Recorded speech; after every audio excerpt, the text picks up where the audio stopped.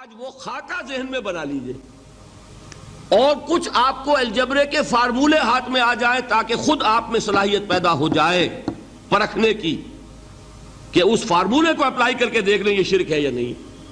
یہ دو کام تو میں انشاءاللہ آج کر دوں گا، آپ مطمئن رہیں. باقی یہ کہ تفصیل وہ تو ہر سلسلے میں تفصیل پھر بہت ہوگی، وہ شوق ہو تو وہ کیسٹ آپ سنیے. تو تین تقسیمیں ہو گئی. شرک فی الذات، اللہ کی ذات میں کسی کو شریک کر دینا، یہ سب سے زیادہ نمایاں، سب سے زیادہ جلی، سب سے زیادہ عریاں اور اللہ تعالیٰ کو سب سے زیادہ مبغوض اور ناپسند شرک ہے. شرک فی الصفات نمبر 2، یہ ایک علمی مسئلہ ہے جس میں آدمی ٹھوکر کھا جاتا ہے اگر محتاط نہ ہو. بڑے سے بڑے آدمی کو ٹھوکر لگ جائے گی. اس کا میں فارمولہ صرف آپ کو دوں گا، وہ ذہن میں رکھ لیجئے، پھر جہاں چاہیں اپلائی کیجئے، انشاءاللہ تعالی آپ کو ٹھوکر نہیں لگے گی. شرک فی الحقوق، اسی کا دوسرا نام شرک فی العبادت ہے. اللہ کا حق کیا ہے بندے پر؟ بندہ اللہ کی عبادت کرے، لیکن اس کو 5 اس کے مظہر ہیں، وہ ان میں گن کر بتا دوں گا کہ یہ شرک فی العبادت ہے.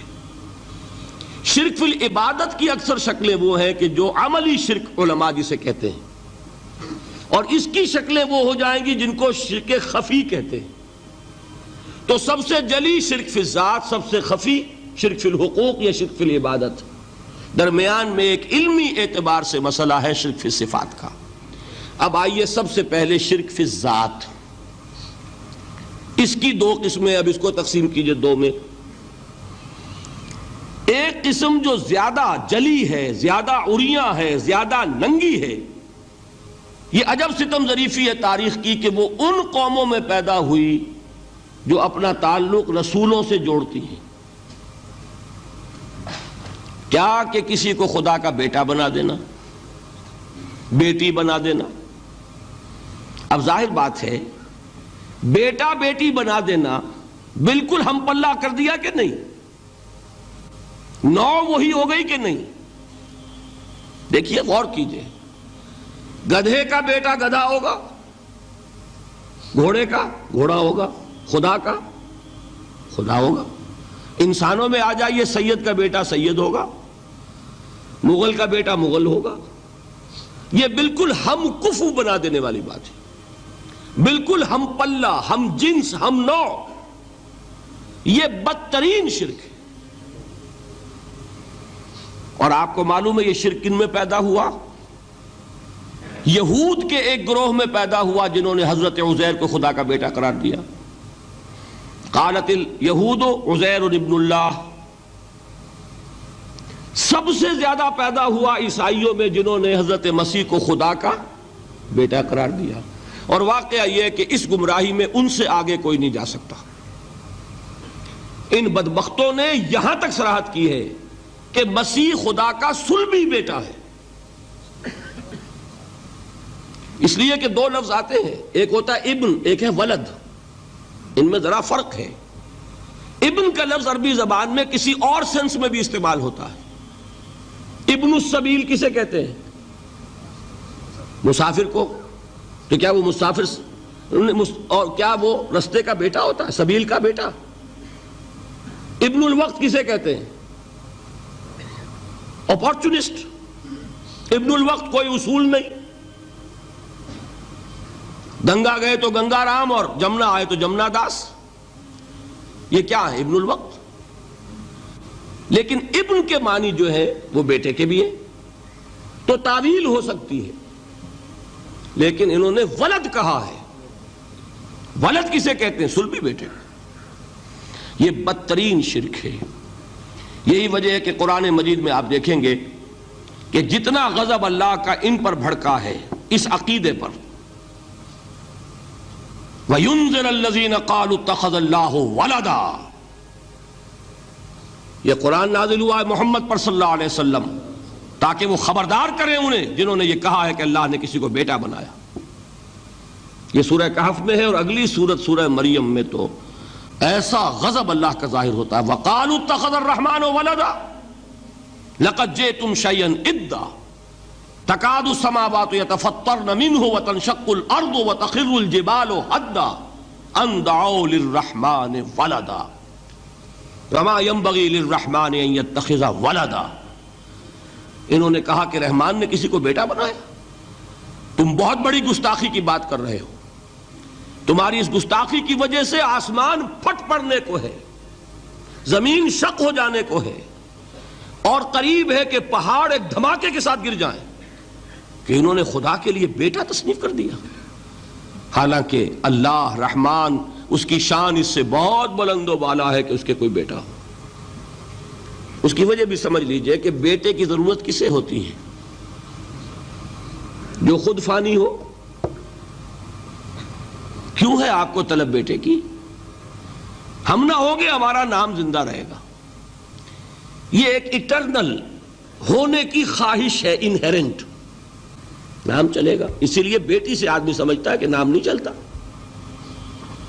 یہ طلب جو ہے بیٹے کی کیوں ہے؟ بیٹے سے نسل چلتی ہے. اس کی ضرورت کس کو ہے؟ جو خود فانی ہے. وما ينبغي للرحمن ان يتخذ ولدا, جو خود باقی ہے ہمیشہ کے لیے, اس کو کوئی احتیاج نہیں. تو آپ نے بات سمجھ لی. میں بہت مختصر بات کروں گا آج. اسی طریقے سے حضرت ابراہیم کی نسل سے تھے جو مکے کے لوگ اور عرب کے لوگ, بنی اسماعیل. جو موحد کامل تھا ابراہیم, جس کو اتنی مرتبہ سند ملی وما کان من المشرکین, ان کی نسل میں وہ لوگ تھے جنہوں نے فرشتوں کو خدا کی بیٹیاں بنا دیا.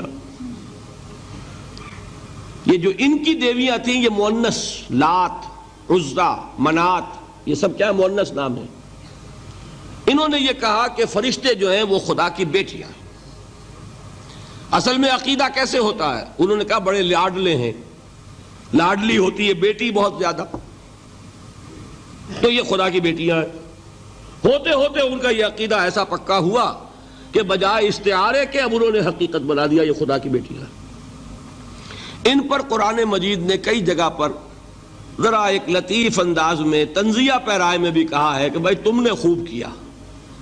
انہوں نے الاٹ کیا تو بیٹا تو کیا, تم نے اللہ کو الاٹ کی تو بیٹیاں کی, جو تمہیں خود پسند نہیں.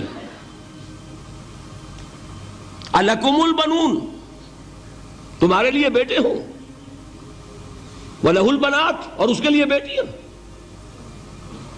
تو یہ تو ذرا ایک لطیف انداز ہے, تنزیہ پیرایا ہے.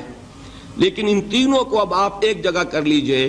بیٹا بیٹی قرار دینے کا شرک, یہ کیا ہے؟ شرک فی الذات, ہر اعتبار سے اللہ کا مثل بنا دینا, ہم کفو بنا دینا, ہم پلہ بنا دینا, ذات میں شریک کر دینا.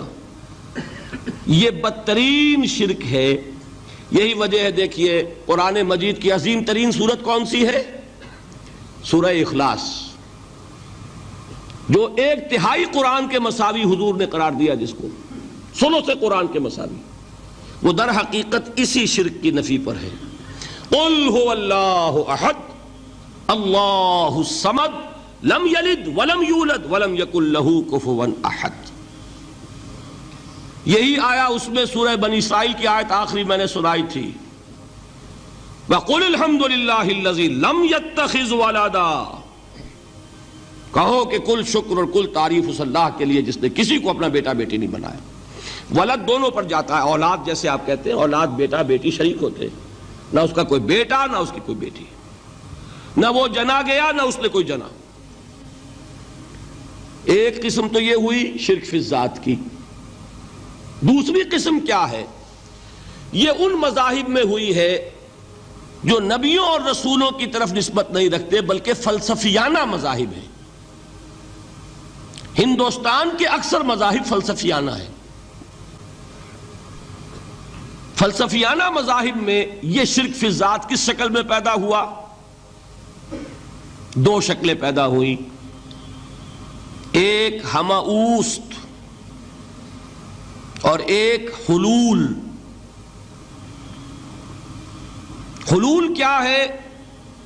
اللہ نے کسی انسان کے اندر اپنے آپ کو حل کر دیا, انسانی شکل میں وہ خود ظاہر ہو گیا.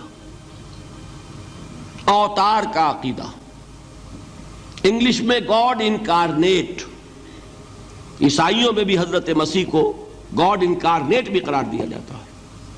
خود خدا نے یہ شکل اختیار کر لی۔ رام چندر جی ہوں، کرشن جی مہاراج ہوں، کیا ہے؟ یہ اوتار ہیں، اللہ نے ان میں حلول کیا یا اللہ نے ان کی شکل میں ظہور کیا۔ سمجھ میں آ گیا؟ اور ایک عقیدہ کیا ہے؟ یہ بڑا فلسفیانہ مسئلہ ہے، دیکھیے بڑا ٹیڑھا مسئلہ ہے یہ، لیکن میں اس وقت اس کی تفصیل میں نہیں جاؤں گا، بہت باریک باتیں ہو جائیں گی۔ مسئلہ کیا ہے کہ اگر خدا کو مان لے تو پھر سوال یہ ہے کہ خدا نے اس کائنات کو کیسے پیدا کیا؟ یہ ایک سوال آتا ہے ذہن میں، جس کے نہیں آتا وہ کہے گا پاگل پن ہے، خامخواہ اس پر کیوں سوچتے ہیں، لیکن جس کے ذہن میں سوال آ گیا اس کے لیے بڑی مصیبت ہو جاتی ہے۔ وہ تو سوچتا ہے انسان کا اختیار نہیں ہوتا اپنے ذہن پر، وہ لاکھ روکے اسے مت سوچو، وہ اور سوچے گا۔ یہ مصیبت ہے فلسفیوں کی، کیسے پیدا کیا؟ اب ایک تصور تو یہ ہے کہ جیسے یہ میز ہے، بڑھئی نے بنایا اس کو، بڑھئی علیحدہ ہے، میز علیحدہ ہے، لیکن اس میں یہ بات ماننی پڑے گی کہ پہلے کوئی چیز تھی جس سے میز بنائی، لکڑی تو تھی نا، اس سے میز بنائی۔ لہذا ہندوؤں میں ایک عقیدہ یہ ہے کہ خدا بھی قدیم، مادہ بھی قدیم، خدا نے اس مادے سے یہ شے بنا دی، مادے سے یہ بنا دی۔ وہی مٹی کی تغاری ہوتی ہے، کمہار اس سے کوئی رکابی بنا دیتا ہے، کوئی وہ ہنڈیا بنا دیتا ہے، کوئی گھڑا بنا دیتا ہے، مٹی تو ہے نا پہلے۔ تو مادہ بھی قدیم، خدا بھی قدیم، اور مادے سے خدا نے یہ شکلیں بنا دی۔ ٹھیک، یہ بھی سنویت ہو گئی، توحید تو ختم ہو گئی۔ تو جن لوگوں کا ذہن تھا توحیدی لیکن اس مسئلے میں الجھ گئے، انہوں نے ایک اور شکل تجویز کی کہ خدا خود ہی اس شکل میں تبدیل ہو گیا۔ کیسے؟ جیسے برف پگھلتی ہے تو پانی بن جاتا ہے۔ پانی کہاں سے آیا؟ برف سے۔ اب کوئی پوچھے برف کہاں ہے؟ بھائی یہی پانی ہے، یہی برف ہے یا نہیں؟ اسی پانی کو آگ کے اوپر آپ نے رکھ دیا، وہ بھاپ بن گئی۔ اب آپ کہیں برف کہاں ہے، پانی کہاں ہے؟ یہی بھاپ جو ہے یہی در حقیقت پانی ہے، یہی بھاپ جو ہے یہی برف ہے۔ یہ ہے وہ ہماؤس پینتھیزم جس کو انگریزی میں کہتے ہیں، کہ خود خدا نے روپ دھار لیا اس کائنات کا۔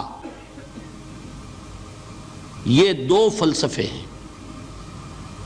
کیا ہے یہ؟ بدترین شرک ہے۔ پہلی، اگر شکل ہے تو وہ انسان خدا قرار پا گیا، جس کو اوتار مانا وہ خدا ہو گیا کہ نہیں؟ اور دوسری شکل میں تو ہر چیز ہی خدا ہے، یہ بھی خدا، یہ بھی خدا، پتھر بھی خدا، درخت بھی خدا، ہر چیز خدا۔ اس لیے کہ وہ برف پگھلی ہے تو پانی بنا ہے، وہ پانی چاہے زیر زمین آ رہا ہے، وہ پانی چاہے زمین کے اوپر دریا کی شکل میں آ رہا ہے یا زمین میں سوتے چل رہے ہیں، پانی تو وہی برف ہے جو پہاڑوں پر ہمالیہ پر پڑا ہوا ہے، وہی پگھل رہا ہے، یہ کچھ بن رہا ہے۔ یہ ہے شرک فی الذات کی دوسری قسم جو دنیا میں رہی، پینتھیزم اور انکارنیشن، یا حلول اور ہماؤست۔ سمجھ میں آگے؟ اب میں ایک بات آپ سے عرض کروں گا، اللہ کا اس امت پر بہت بڑا فضل ہے جس کا آپ کو شکر ادا کرنا چاہیے۔ اس نوع کے شرک سے یہ امت 15ویں صدی شروع ہو جانے کے باوجود تاحال بحیثیت مجموعی محفوظ ہے۔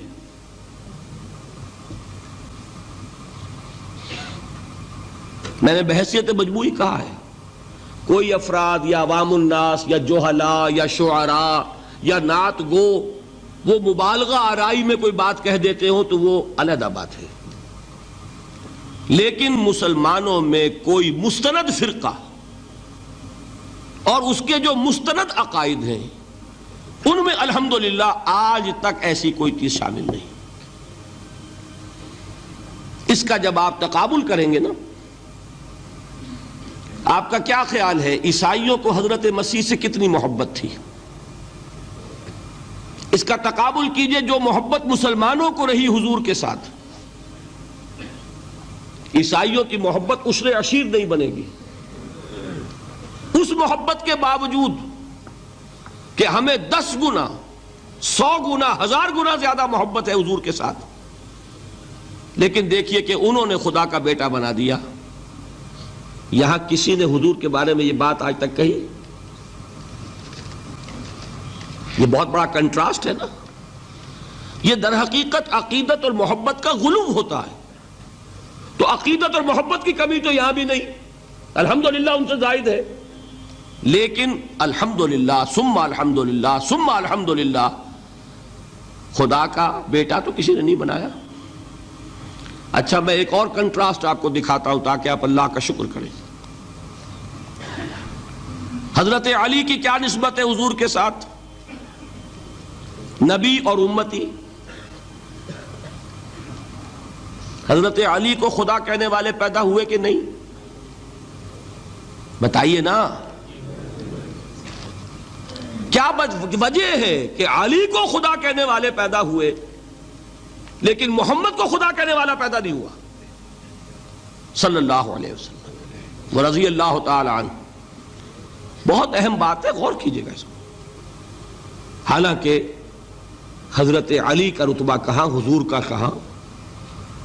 آج بھی آپ دیکھیے، آپ کے جاہل عوام کے زبان پر نعرہ یا علی مدد کا ہوتا ہے، یا محمد مدد کسی نے کہا آج تک؟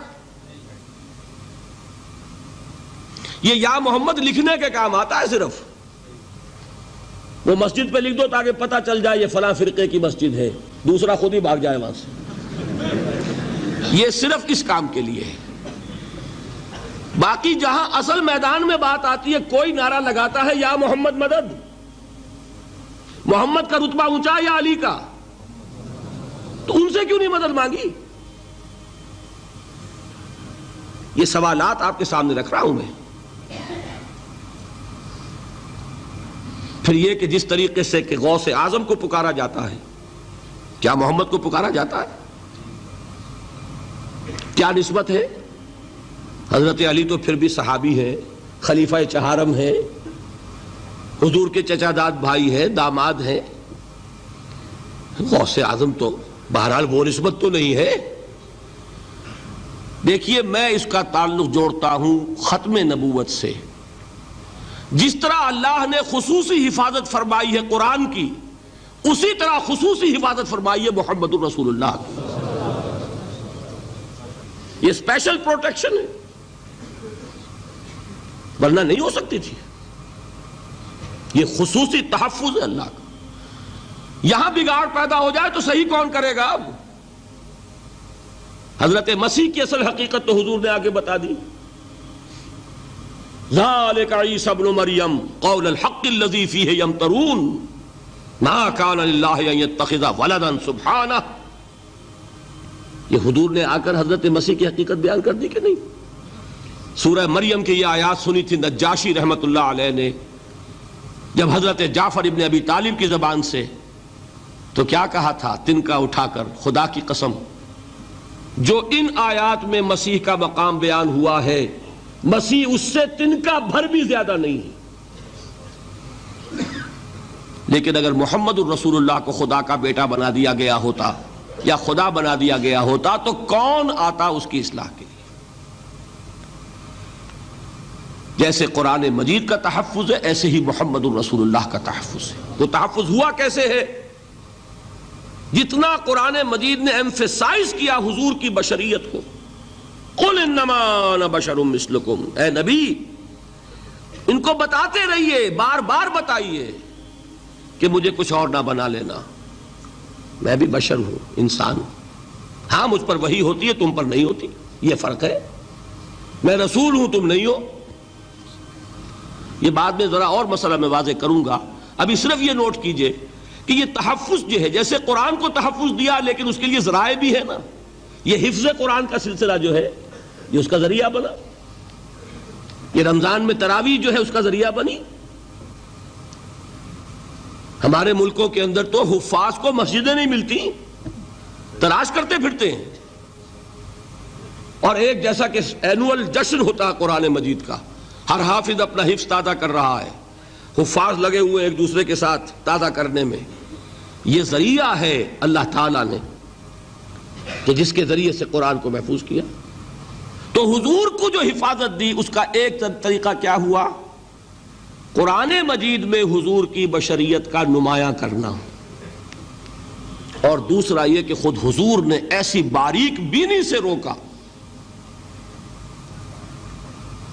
یہ بھی آپ کو پسند نہیں تھا کہ میں آؤں تو تم کھڑے ہو جاؤ. سنا کہ نہیں سنا آپ نے؟ صحابہ کو آپ روکتے تھے. ایک صحابی کی زبان سے نکل گیا ما شاء اللہ و ما شئت، جو اللہ چاہے اور جو آپ چاہیں. فوراً ٹوک دیا اجعلتنی للہ ندن، کیا تم نے مجھے خدا کا مد مقابل بنا دیا؟ مشیت صرف اس کی ہے. یہ روک ٹوک، یہ وہ چیزیں ہیں کہ جس کی بنا پر اللہ نے تحفظ عطا فرمایا. یہ جو آپ نے فرمایا میری قبر کو کسی جلسے اور جشن کا مرکز نہ بنا لینا، فرمایا کہ نہیں فرمایا؟ اللہ تعالیٰ لعنت فرمائے بنی اسرائیل پر کہ انہوں نے اپنے نبیوں کی قبروں کو وہ میلہ گاہ بنا لیا. یہ ساری وہ ہیں، یہ تحفظات ہیں، یہ بچاؤ ہے. یہ امت کو متنبہ کیا جا رہا ہے کہ محبت اور عقیدت کا غلو جیسے پہلے ہوا، یا اہل الکتاب لا تغلو فی دینکم، اے کتاب والو اپنے دین میں غلو سے کام نہ لو. یہ غلو محبت، غلو عقیدت ہے جس کی بنا پر وہ خدا کے بیٹے بنا دیے گئے. اور اگر وہ ہوتا یہاں اللہ کا نہ معلوم اللہ کے برابر کس طریقے سے حضور کو بنا دیا جاتا. لیکن قرآن نے خود حضور نے اس کی پیش بندی کی، جس کا ظہور ہم دیکھ رہے ہیں کہ اللہ کے فضل و کرم سے یہ امت تا حال بحیثیت مجموعی محفوظ ہے.